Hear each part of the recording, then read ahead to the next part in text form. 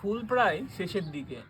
Last 1.5 মাস এই গাছ ফুল ধরিয়ে রেখেছে। ফুল শুকিয়ে গেছে, তবুও কিন্তু নিজে থেকে ঝরছে না।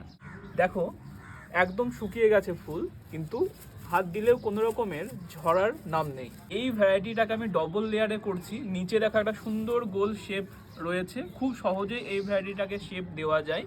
এবং উপরে দেখা একটা ডাল উঠেছে, এখানে আর একটা মোটামুটি রাউন্ড শেপ আমি দেওয়ার চেষ্টা করব। অনেকে জিজ্ঞেস করেছো যে এটা কিভাবে হয়। এই যে ডালটা দেখছো, এটা এই গাছেরই ডাল।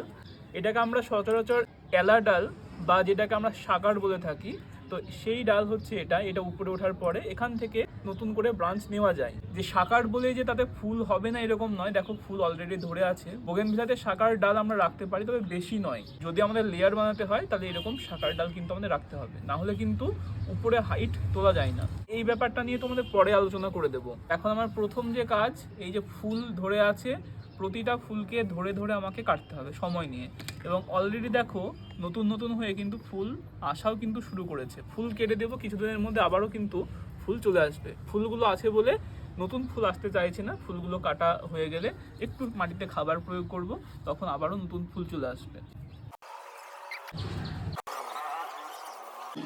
ফুল কেটে নেওয়া কমপ্লিট। এই সময় আমাদের যেটা করতে হবে, গাছটাকে একটু ফ্রেশ রাখতে হবে। যে সকল পাতাগুলো হলুদ হয়ে গেছে সেগুলোকে ভালো করে গাছ থেকে সরিয়ে দেবে।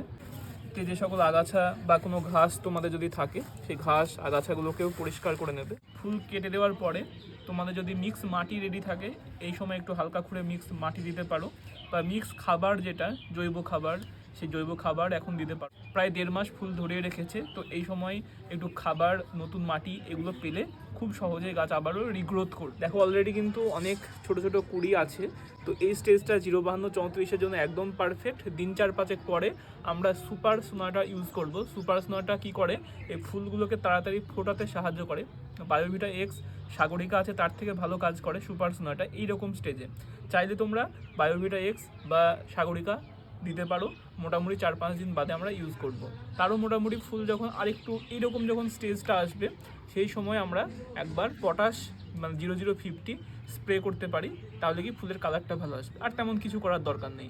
অনেকের কি হচ্ছে, একদমই কোনো পাতা থাকছে না, গাছের গ্রোথ হচ্ছে না, তারা হালকা পাতার দেখা মিললে এনপিকে 1261 স্প্রে করতে পারে। আর ফুল সানলাইটে রাখবো, জল ঠিকঠাক করে দেবো। খুব যে ড্রাই সেরকম না, আবার যে খুব যে স্যাঁতসেঁতে সেরকমও না।